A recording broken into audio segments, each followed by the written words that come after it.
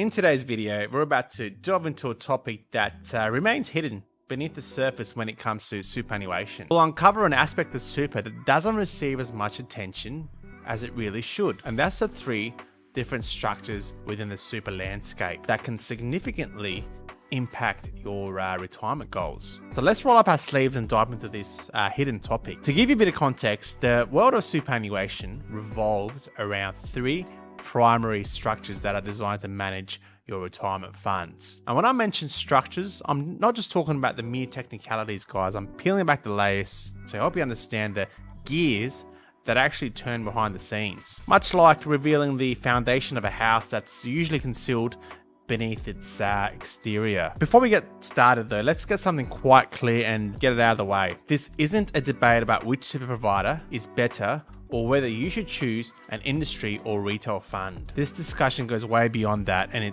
will focus on the fundamental mechanisms that remain consistent irrespective of the provider you select. What I want to do is provide you with insights that get left out of conventional debates. So let's start by taking a closer look at the first structure, the master trust. Chances are you'll probably find yourself in this setup without even knowing it, as it's the only structure handed to Aussies by default, without any education or choice. Imagine the master trust as a massive shared savings pool where tons of investors and individuals contribute their money for retirement. The trustee, which is basically the entity overseeing this pool, so your product provider, takes all these contributions and invests them across various investment options. But here's the catch. These investments are in-house, most likely in-house, and managed by professionals again who are in-house. The downside of the master trust structure is that it limits your investment choices. And this is regardless of whether you have an industry or a retail fund. The retail funds tend to have a little bit more, but still, it does limit it a fair bit. You have access to about 5 to 7 in-house investment options with most providers in this space. Okay, so what does this mean? It means that you probably won't be able to invest in an array of investment choices that, they truly align with your values, your investment goals, and your long-term plans. So it's like being handed like a limited menu where you're pretty hungry for a nice buffet of investment opportunities. And that's really not all. The master trust structure operates like a complex puzzle where all the pieces are intertwined. It's difficult to separate each individual aspects like fees, income, or tax benefits because they're all blended within what we call units. Because of this, members end up with vague, pretty unclear super statements that provide pretty much no transparency, and for most, transparency is pretty important. And also, this bundled nature of master trust can lead to alarming cases of dilution of product provider absorption of entitled benefits. Things like franking credits, which you are entitled to. These are tax offsets that you're entitled to. And the reason behind this is that all benefits are calculated within these units, owned by the master trust, which offers no way for these benefits to first of all be understood and second of all, tracked. Now, what's surprising is that many Australians, whether they know it or not, they end up in the master trust structure by default, regardless of which provider they choose or get thrown into by their employers. And I'd say this is probably the first time someone is shedding light on this hidden truth.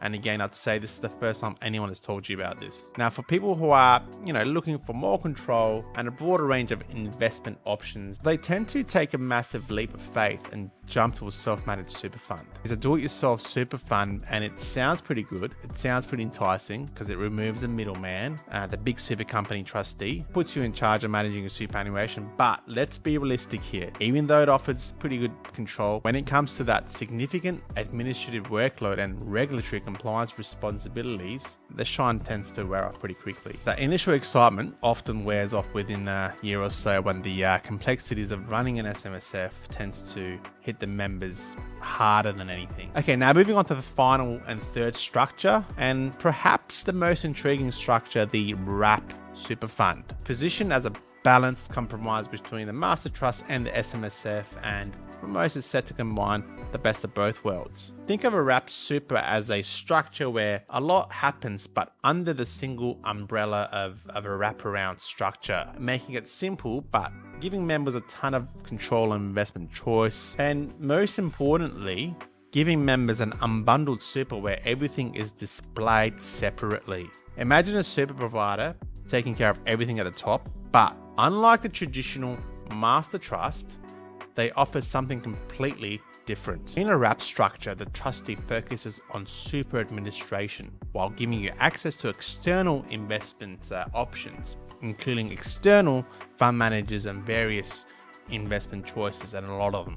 And this move away from the norm is significant because it means you're not limited to the provider's in-house options. You can choose from a vast array of investment options, often exceeding 600 investment choices. This means you're no longer confined to a handful of predetermined investment paths. With most providers in the space, you get access to all the exchanges. So this is pretty interesting. You get access to all the exchanges across the world, meaning you can invest in your super in businesses that you know and love. For example, Apple, Amazon, Tesla, to name a few, where you directly own shares of them within your super fund. Plus, the wrapped super structure is all about transparency, with each transaction individually listed, and you receive direct payment to your super, giving you a clear view of financial movements. But what sets the wrapped super structure apart is the presence of a centralized cash account. It's like a central hub where all the transactions go in and out of it, and it's pretty unparalleled when it comes to transparency of all the financial activities. Unlike the master trust setup where financial elements are bundled into units, the wrapped super fund is powerfully unbundled, making sure that everything from earnings to tax offsets funneled right into that centralized cash account, offering you a level of control and visibility that usually is unheard of. So those very tax offsets, the franking credits that earlier we mentioned, cannot be tracked in a master trust, can easily be tracked, allowing you to, whether it's you, the member, or your financial advisor or your accountant, to assess everything with a fine tooth comb. Now, despite of the appeal of the wrapped super fund, many individuals still take that big jump straight to the SMSF, believing it's the only way to achieve their specific goals like more control and investment choice. But it's important to realize that the wrap account does a pretty good job. It bridges the gap to a pretty good extent of the master trust and the SMSF, providing enhanced control and investment choice. And that's without all the administrative complexities of an SMSF. When it comes to making a super choice, there's certain things that you need to consider. And for most, I'd say fees is a big one, and here's where the wrap super fund actually gets pretty interesting. One of the biggest changes over the last few years is that the wrap space is offering pretty competitive fees when compared to the traditional master trust, and that's because of technological advancements when it comes to admin side of things, and that's thanks to technological advancements that have reduced administrative costs. Okay, so guys, this was a pretty high level reveal.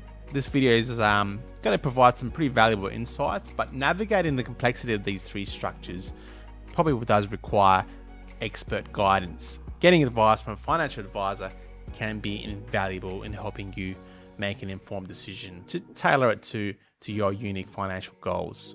And to sum this all up, understanding the three structures is really essential for anyone looking to maximize their retirement funds. Whether you're in a master trust, considering an SMSF, or you're pretty intrigued right now by the benefits of a wrap super, they all have their pros and cons. So it's all about finding out which structure aligns best with your financial aspirations. And if you're keen to dive even deeper, don't hesitate to explore a 30-minute video strategy session at our cost with one of our advisors for personalized insights. Alright, so there you have it, a comprehensive exploration of the hidden world of superannuation structures.